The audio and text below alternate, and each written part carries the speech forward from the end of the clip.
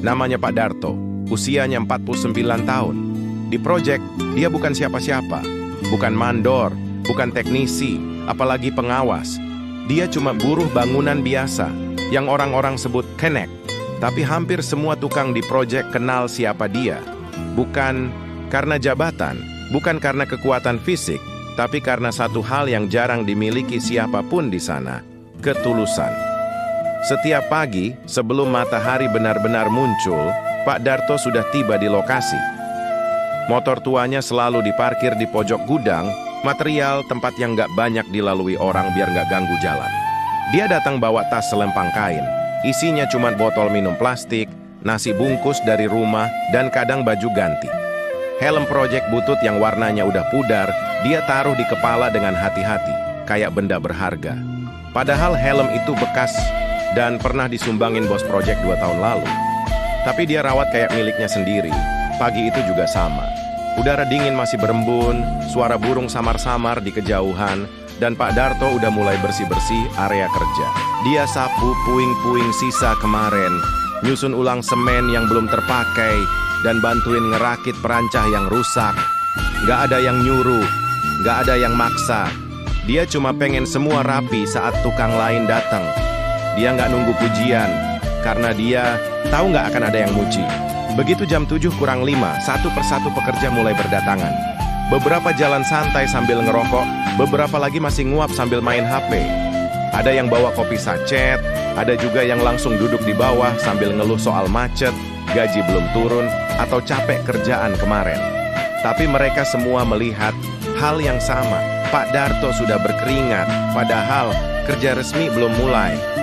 Buset, nih orang kayaknya tidur di proyek, kata salah satu tukang muda, Rio, sambil ketawa. Hehe iya, kayak nggak punya rumah aja. Hidupnya di semen, tidurnya di pasir, sahut Ucup, tukang lainnya, ikut ngetawain. Pak Darto cuman senyum. Senyum yang selalu ada, entah dibuat-buat atau emang tulus dari hati. Tapi yang jelas, senyum itu nggak pernah berubah, meski kata-kata yang dia dengar tiap hari seringkali nyakitin. Kadang, ada juga yang nyeletuk lebih pedas. Woi, buru tua, jangan sok rajin. Situ mau naik jabatan ya? Hehehe, mimpi aja dulu. Ujar seorang mandor muda yang sering merasa paling jago. Pak Darto tetap nggak jawab. Dia cuma bilang pelan, saya cuma pengen bantu aja, biar kerjaan kita lebih enak nanti. Mereka malah makin ketawa. Ih, sok bijak banget buru kok filosof. Setiap hari begitu.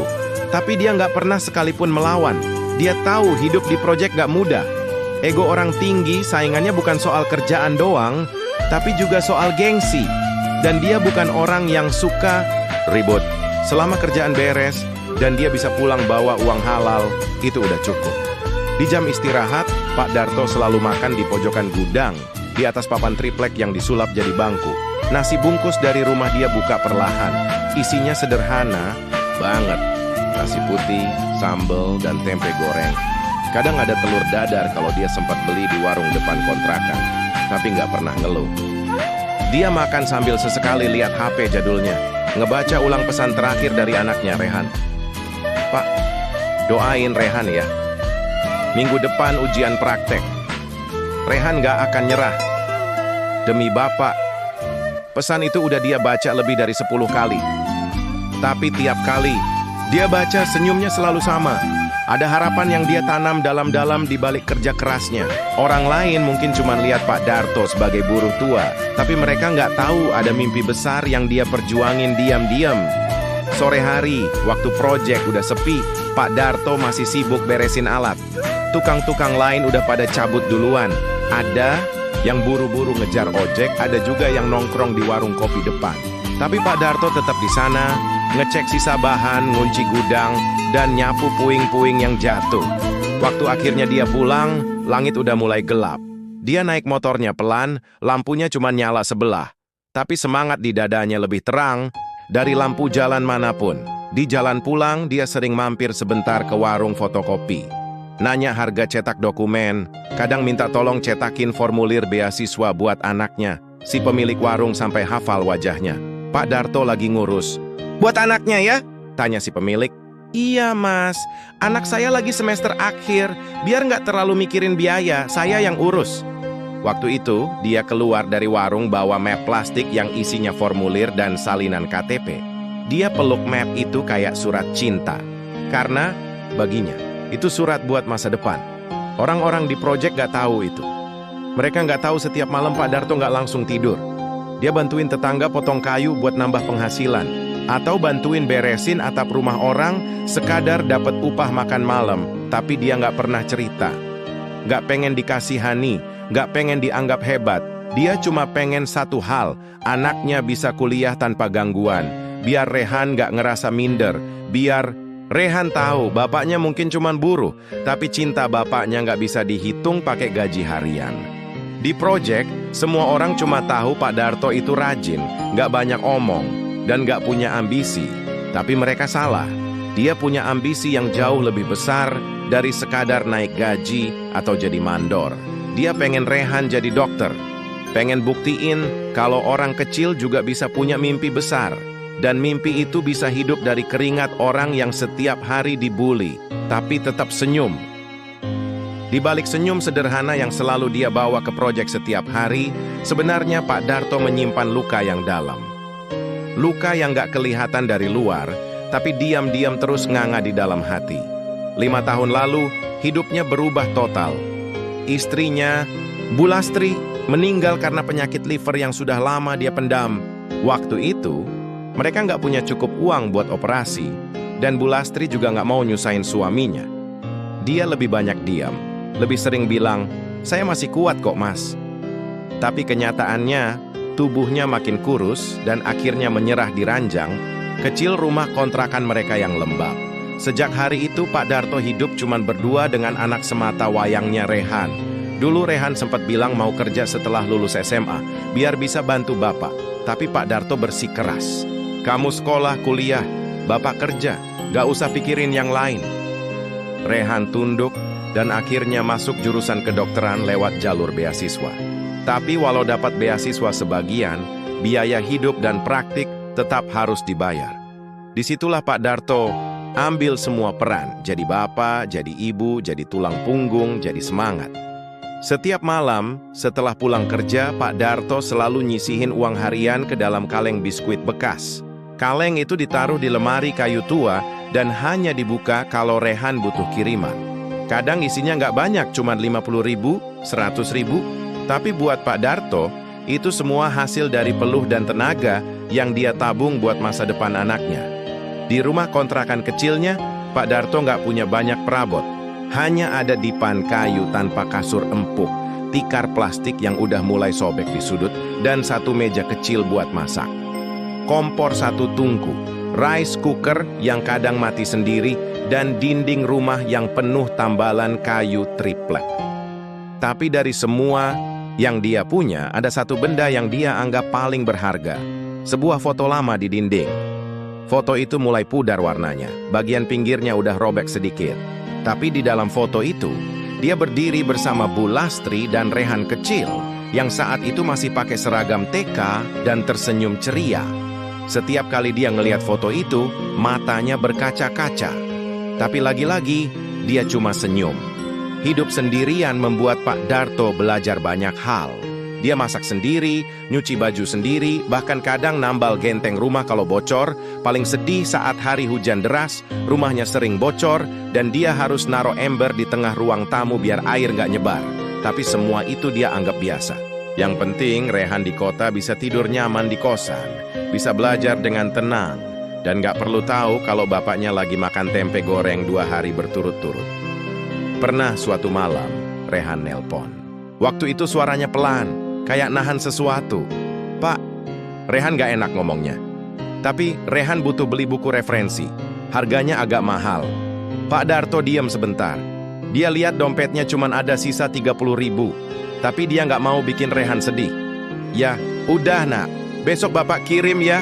Gak usah khawatir." Setelah telepon ditutup, Pak Darto duduk lama di teras. Dia mikir keras. Besok belum gajian. Akhirnya dia datengin tetangganya yang punya warung dan minta kerja bantuin angkut barang malam-malam. Dibayar cuma 20.000, tapi cukup buat nutup ongkos kirim dan nambah buat beli pulsa buat Rehan. Dia tidur malam itu cuma minum air putih, tapi hatinya tenang. Kadang hidup bikin orang kayak Pak Darto harus milih, lapar hari ini atau lihat anaknya kenyang besok. Dan dia selalu pilih yang kedua, karena dalam pikirannya hidupnya udah lewat. Tapi hidup Rehan baru mulai, jadi nggak masalah kalau dia harus capek, harus dikata-katain di proyek, atau harus nahan sakit sendiri. Yang penting anaknya nggak perlu ngerasain susahnya hidup kayak dia dulu. Di waktu-waktu senggang, Pak Darto suka nulis di buku catatan kecil. Isinya macam-macam, kadang puisi, kadang doa, kadang surat buat Bu Lastri, tapi yang paling sering dia tulis adalah harapannya untuk Rehan. Di halaman depan buku itu dia tulis besar-besar, suatu hari nanti anakku bakal pakai jas putih, orang-orang bakal manggil dia dokter, dan aku bakal bilang, itu anakku. Buku itu dia simpen di bawah bantal, kadang dibaca ulang kalau lagi capek, dan tiap dia baca, semangatnya balik lagi. Tetangganya sering heran, kenapa Pak Darto nggak pernah kelihatan marah, padahal hidupnya berat. Tapi dia selalu jawab dengan senyum, hidup ini udah cukup keras, masa saya ikut keras juga? Orang-orang yang tahu cerita Pak Darto mulai menghormatinya, tapi dia tetap rendah hati. Kalau dikasih bantuan, dia tolak pelan-pelan. Saya masih bisa kerja kok, lagian ada yang lebih butuh. Dia juga nggak pernah minta bantuan Rehan buat kirim uang balik. Pernah Rehan nawarin kiriman hasil kerja part-time, tapi Pak Darto langsung tegas. Belajar yang benar, jangan kebanyakan mikir uang, itu urusan Bapak. Kamu cukup jadi anak yang baik. Waktu Rehan bilang dia mau jadi dokter spesialis nanti, Pak Darto nggak bisa nahan air mata. Dia senyum sambil bilang, kalau kamu punya ilmu, tolong bantu orang. Yang susah ya, jangan lihat dari bajunya, lihat dari hatinya. Pak Darto tahu, hidupnya nggak bakal mewah, nggak bakal punya rumah besar atau mobil bagus. Tapi dia nggak butuh itu. Dia cuma butuh satu hal. Lihat anaknya berdiri tegak, sukses, dan nggak malu ngakuin bahwa dia anak dari seorang buruh bangunan. Dan buat impian itu, dia rela jalan kaki lebih jauh, rela lembur tanpa dibayar, rela makan seadanya. Karena bagi dia, cinta yang tulus nggak butuh panggung besar. Cukup jadi tenaga yang nggak pernah berhenti nyala, bahkan di saat semua orang lain sudah nyerah. Hari itu langit mendung sejak pagi. Awan gelap menggantung rendah di atas area proyek, tapi Pak Darto tetap datang paling awal seperti biasa. Dia nyapu halaman, nyusun batu bata, dan bantuin teman-teman angkat semen, meski badannya terasa lebih pegal dari biasanya. Belum sempat dia istirahat, handphonenya yang usang berdering pelan. Layarnya udah retak, tapi masih bisa dipakai buat baca pesan. Pak, Rehan masuk rumah sakit, kecelakaan motor. Kaki dan tangannya luka, tapi sadar, butuh perawatan dan biaya tambahan. Pesan dari teman kosan Rehan, Pak Darto langsung gemetar. Dia baca ulang pesannya beberapa kali berharap dia salah baca, tapi kalimatnya tetap sama. Rehan, anak semata wayangnya, masuk rumah sakit. Tanpa pikir panjang, Pak Darto langsung izin ke mandor. Dia mendekat dengan wajah penuh cemas, suara agak bergetar tapi tetap sopan. Pak, maaf ganggu. Anak saya kecelakaan. Saya butuh uang mendadak. Ada kerjaan tambahan atau lemburan nggak? Mandor yang sedang duduk sambil ngopi cuma lihat sekilas. Lalu dia ketawa kecil, bukan karena lucu, tapi lebih ke ngeledek. Lo udah tua, Pak. Badan lu aja udah kayak papan lapuk. Mau lembur? Lu kira ini mesin pabrik? Ini proyek, bukan tempat amal. Pak Darto diam. Dia tahu mungkin permintaannya berlebihan, tapi bukan karena dia mau kaya, cuma karena dia lagi butuh banget. Tapi mandor terus bicara. Lagian, lu cuma buruh. Gaji juga kecil. Lembur lu juga nggak bakal nutup biaya rumah sakit. Udahlah, nggak usah maksa. Pak Darto cuma angguk pelan. Dia nggak bilang apa-apa lagi. Dia balik badan, matanya berkaca-kaca, tapi tetap ditahan. Dia tahu, marah nggak akan nolong Rehan. Jadi dia pulang lebih awal hari itu, jalan kaki meski hujan udah mulai turun. Nggak ada angkot, dan uangnya pas-pasan.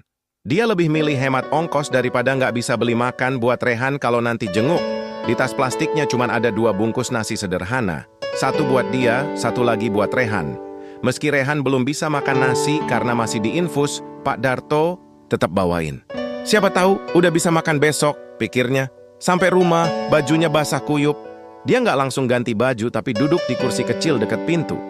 Dari sela jendela, air hujan netes masuk pelan, tapi dia biarin aja. Dia buka kaleng biskuit tempat biasa nyimpen uang. Isinya tinggal beberapa lembar ribuan dan receh. Nggak sampai 100.000. Dia tarik napas dalam.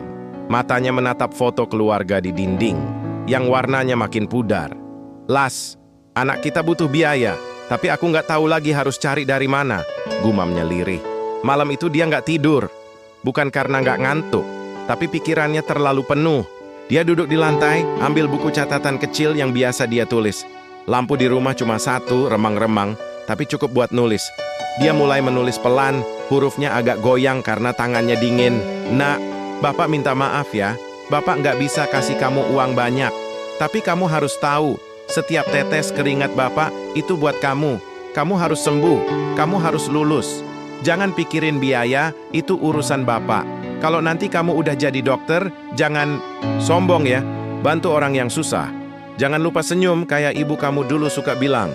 Bapak sayang kamu, lebih dari apapun di dunia ini. Setelah selesai nulis, dia lipat kertas itu dan masukin ke dalam dompet kecil. Besok pagi, dia rencanain ke rumah sakit buat lihat Rehan. Subuh-subuh dia udah bangun lagi, masak air buat mandi, lalu rebus mie instan yang tinggal 1 bungkus. Itu sarapan sekaligus makan siangnya nanti. Dia pakai baju kerja biasa, tapi kali ini nggak ke proyek. Dia langsung ke rumah sakit naik angkot. Sesampainya di sana, dia cari ruang perawatan Rehan. Hatinya makin nyesek waktu lihat anaknya terbaring dengan perban di tangan dan selang infus. Rehan senyum lemah waktu lihat bapaknya masuk. Pak, maaf ya, ngerepotin. Pak Darto langsung pegang tangan anaknya, meski pelan-pelan supaya nggak sakit. Kamu jangan mikir gitu. Kamu istirahat aja. Bapak yang mikirin semua. Rehan menahan air mata. Dia tahu bapaknya pasti lagi susah. Tapi senyumnya tetap sama seperti biasa. Senyum sabar yang nyimpen 1000 rasa sakit di baliknya. Seusai menjenguk Pak Darto keliling, rumah sakit nanya ke satpam dan cleaning service. Siapa tahu ada kerjaan harian. Tapi jawabannya selalu sama. Maaf Pak, nggak ada. Dia nggak nyerah. Pulangnya, dia mampir ke warung dekat kontrakan dan tawarin diri buat bantuin angkat karung beras atau susun stok barang. Pemilik warung yang kenal baik sama Pak Darto, akhirnya kasih kerjaan sore itu juga. Dibayar cuma 25.000. Tapi Pak Darto senyum lebar. Buat dia, itu rezeki. Hari-hari berikutnya, Pak Darto kerja dari pagi sampai malam, bahkan nyapu halaman masjid dan bantuin tetangga tukang bangunan lain kalau mereka ada proyek kecil. Semua uangnya langsung dia simpen, nggak satu pun dipakai buat diri sendiri. Makan cukup dengan nasi dan garam, kadang tempe, kalau ada sisa dari warung. Dan di setiap malam yang sepi, dia masih nulis surat. Bukan buat dikirim, tapi buat ditaruh di bawah bantal. Isinya selalu sama. Janji buat tetap kuat, buat Rehan, buat impian kecilnya yang dia rawat sejak dulu. Pak Darto nggak pernah minta orang lain kasihan. Tapi diam-diam beberapa tetangga mulai tahu cerita tentang dia. Tentang betapa kerasnya dia berjuang. Dan satu persatu mulai bantu. Ada yang kasih sembako, ada yang traktir makan. Tapi Pak Darto tetap rendah hati. Terima kasih ya. Saya nggak bisa balas apa-apa. Tapi saya doain semuanya dibalas Tuhan, ucapnya sambil tersenyum tulus. Di hari-hari yang berat, Pak Darto cuma percaya satu hal, bahwa cinta seorang ayah itu nggak perlu diumbar, cukup dibuktikan dalam diam, dalam hujan, dalam luka, dalam usaha kecil yang kelihatannya nggak berarti, tapi jadi alasan anaknya bisa terus berjalan. Dan di setiap detik yang berlalu, dia tetap memegang satu harapan, bahwa suatu hari nanti, Rehan akan berdiri di depan dia, mengenakan jas putih dan bilang, Pak, aku udah jadi dokter. Pagi itu cuaca cerah, langit biru tanpa awan, burung-burung berkicau di sela tiang-tiang proyek yang mulai berdiri tegak. Hari itu nggak ada yang aneh. Para tukang datang seperti biasa, bawa termos kopi dan rokok kretek, ngerumpi sambil nunggu, mandor nyuruh mulai kerja. Pak Darto juga datang seperti biasa, bawa bekal dibungkus koran dan kantong kresek berisi air putih. Bajunya masih sama, Kemeja lengan panjang pudar, celana kerja tambalan di sana-sini, dan topi proyek yang udah mulai retak pinggirnya. Tapi senyumnya tetap ada, seperti biasa. Pekerjaan mulai. Ada yang ngecor, ada yang angkut batu, ada yang cat dinding.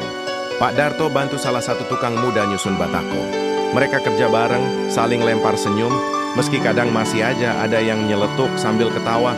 Pak Darto mah buruh sejuta umat gak bisa naik jabatan, keburu pensiun. Pak Darto cuma senyum kecil, dia gak pernah ambil hati. Hatinya udah terbiasa dilapisi sabar bertahun-tahun. Tapi hari itu, kejadian gak biasa tiba-tiba bikin semua orang di proyek berhenti kerja sejenak. Dari arah gerbang, masuk satu mobil sedan mewah. Warnanya hitam mengkilap. Bersih, baru. Gak ada yang kenal mobil itu. Semua langsung noleh. Rasa penasaran langsung nyebar. Wih, siapa tuh? Mandor baru, bos proyek? Jangan-jangan ada inspeksi? Mesin mobil mati. Dan pintunya terbuka. Seorang cowok muda keluar. Ganteng, rapi, pakai kemeja putih dilapis jas dokter. Sepatunya hitam licin. Dia turun pelan-pelan berdiri sebentar sambil melihat sekeliling. Matanya nyari seseorang. Siapa tuh? Dokter? Salah alamat kali? Cowok. Itu jalan pelan ke tengah proyek, langkahnya mantap. Semua pekerja berhenti kerja. Suasana jadi hening, cuma suara alat kerja di kejauhan yang masih kedengeran. Cowok itu berhenti di depan salah satu tukang dan bertanya, "Pak, maaf, Pak Darto kerja di sini?" Orang yang ditanya bingung, tapi langsung nunjuk ke arah pojokan, di mana Pak Darto lagi duduk istirahat sebentar, ngelap keringat. Cowok itu jalan cepat ke sana, dan waktu Pak Darto ngangkat kepala, mata mereka langsung ketemu. "Bapak," Pak Darto berdiri pelan, kaget, matanya membesar, tapi belum sempat ngomong, cowok itu langsung meluk erat, pelukan lama, kencang, kayak anak kecil yang kangen banget sama orang tuanya. "Bapak, aku lulus. Aku udah jadi dokter, Pak." Pak Darto masih diam, tubuhnya kaku, lalu pelan-pelan dia angkat tangannya balas pelukan itu. Air mata mulai netes pelan dari sudut matanya. Bukan karena sedih, tapi karena bahagia yang selama ini cuman bisa dia simpan dalam doa. Orang-orang di proyek saling pandang. Mereka syok, terpaku. Beberapa yang suka ngeledek mulai bisik-bisik, "Loh, itu anaknya Pak Darto? Seriusan? Gak nyangka ya? Anaknya dokter dong?" Cowok itu melepaskan pelukannya, lalu membungkuk hormat di depan semua orang. "Terima kasih buat semuanya. Ini bapak saya. Orang yang ngajarin saya buat gak pernah nyerah." Pak Darto nyoba bicara, tapi suaranya serak. "Nak, kamu beneran udah jadi dokter?" Rehan, cowok itu, senyum sambil ngangguk. "Iya, Pak. Aku udah lulus. Bahkan udah diterima kerja di rumah sakit. Hari ini aku kesini cuma buat satu hal, buat peluk Bapak dan bilang, semua ini karena Bapak." Pak Darto nggak bisa nahan tangisnya lagi. Dia nangis pelan tapi wajahnya tetap senyum. Semua pekerja proyek yang tadinya suka meremehkan sekarang diam semua. Ada yang mulai tepuk tangan pelan. Ada juga yang ikut berkaca-kaca. Mandor yang dulu nolak lemburan Pak Darto ikut datang berdiri di pinggir dan cuma bisa nunduk. Rasanya campur aduk, malu, terharu, dan mungkin sedikit menyesal. Rehan membuka tas kecil yang dibawanya, lalu ngeluarin jas baru berwarna krem. "Pak, aku bawain ini buat Bapak. Aku pengen kalau nanti aku pertama kali praktek, Bapak duduk di kursi paling depan. Dan Bapak nggak usah kerja kayak gini lagi. Mulai sekarang Bapak istirahat ya." Pak Darto lihat jas itu. Dipegang pelan-pelan, tangannya gemetar, tapi dia angguk pelan. "Bapak nggak pernah minta kamu balas apa-apa, nak. Bapak cuma pengen kamu hidup lebih baik. Kamu udah lakuin itu. Sekarang Bapak bisa tidur lebih tenang." Rehan peluk lagi bapaknya. Kali ini semua tukang dan pekerja ikut tepuk tangan. Suara ramai mengisi proyek. Tapi bukan suara ejekan, melainkan suara penghormatan. Pengakuan bahwa orang seperti Pak Darto yang kelihatannya biasa-biasa aja, ternyata punya kisah luar biasa. Seseorang nyeletuk dari belakang, "Gila sih, gua jadi malu. Ternyata yang paling sering kita ledekin malah bapaknya dokter." Dan dia nggak pernah sekalipun marah. Yang lain nambahin, ternyata kerja keras dan sabar itu bener-bener nggak sia-sia. Ya, hari itu, proyek itu nggak cuma penuh dengan suara alat berat, tapi penuh dengan rasa haru, penghargaan, dan pelajaran hidup yang susah dilupain.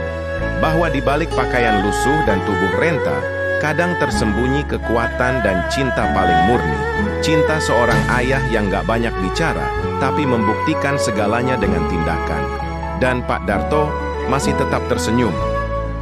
Sejak hari itu, suasana proyek berubah. Nggak ada lagi yang ngeledekin Pak Darto. Nggak ada lagi ceng-cengan soal umur, soal gaji kecil, soal baju tambalan. Yang dulu suka ngatain, sekarang malah sering minta maaf, ngajak ngobrol, atau sekadar ngasih teh manis pas istirahat siang. Pak Darto tetap datang pagi, tetap bawa bekal dari rumah, tetap senyum seperti biasa. Tapi senyumnya sekarang beda, lebih tenang, lebih lega. Orang-orang mulai lihat dia bukan cuma sebagai buruh tua, tapi sebagai seseorang yang dihormati. Gak karena uang, gak karena jabatan, tapi karena hati yang besar dan ketulusan yang susah dicari. Hari-hari berjalan, proyek makin besar. Ada beberapa tukang baru masuk. Dan anehnya, setiap ada yang baru, mandor selalu bilang, "Lihat tuh Pak Darto. Kalau lu mau kerja bener, belajar dari dia." Yang dulu suka ngeledek, sekarang malah jadi orang pertama yang belain Pak Darto kalau ada yang kurang ajar. Rehan juga sering datang ke proyek, bukan buat kerja, tapi buat nengok bapaknya. Kadang bawain makanan, kadang cuma duduk bareng bapak, sambil cerita tentang pasien pertamanya, tentang dunia rumah sakit, dan tentang gimana caranya balas kebaikan orang tua. Semua pekerja udah nggak kaget lagi tiap lihat mobil mewah parkir di depan. Mereka malah ngerasa bangga. Rehan pernah ngajak Pak Darto pindah ke rumah yang lebih besar, lebih layak. Rumah yang ada halaman belakangnya, dapur bersih, kamar mandi dalam. Tapi Pak Darto cuma senyum kecil waktu ditawari itu. "Terima kasih, nak. Tapi Bapak masih pengen di sini dulu." Bapak belum selesai ngajarin orang gimana caranya hidup dengan tenang meski nggak punya banyak. Belum selesai ngajarin orang jadi kuat tanpa harus sombong. Rehan sempat maksa, tapi akhirnya ngangguk. Dia paham. Bapaknya bukan orang yang gampang ninggalin sesuatu sebelum tuntas. Bapak selalu ngajarin bahwa hidup bukan cuma tentang pindah ke tempat yang lebih enak, tapi juga tentang ninggalin jejak yang baik di tempat yang dulu pernah kita singgahi. Beberapa bulan kemudian, ada satu kejadian kecil yang makin bikin orang hormat sama Pak Darto. Waktu itu, salah satu tukang muda jatuh dari tangga. Kakinya keseleo, badannya luka-luka. Semua panik, mandor bingung. Belum sempat ada yang mikir lebih jauh, Pak Darto langsung turun tangan. Dia sigap ngangkat anak itu, kasih pertolongan pertama, terus telepon Rehan. Gak lama, Rehan datang langsung dari rumah sakit, pakai seragam putihnya, dan ngurus si tukang sampai pulih. Setelah kejadian itu, anak-anak muda di proyek mulai sering ngedeketin Pak Darto, minta saran, cerita soal keluarga, bahkan ada yang curhat soal susahnya bayar sekolah anak. Dan Pak Darto gak pernah pelit kasih nasihat. Kadang dia diam dulu sebelum jawab, terus bilang pelan-pelan, "Kerja itu jangan cuma karena gaji, tapi karena kamu sayang sama orang yang kamu kerja buat. Kalau kamu kerja pakai hati, hasilnya juga bakal nyampe ke hati." Kata-kata itu mulai nyebar di antara para pekerja. Ada yang mulai nabung, ada yang mulai pulang lebih cepat buat makan bareng anak, ada juga yang mulai sadar bahwa mereka kerja bukan buat mandor, tapi buat keluarga. Pak Darto nggak pernah pidato, nggak pernah naik panggung, tapi semua orang dengar dia. Dengar lewat tindakan, lewat cara dia bantu, lewat cara dia jalanin hidup. Suatu sore, Rehan datang lagi. Tapi kali ini dia nggak sendirian.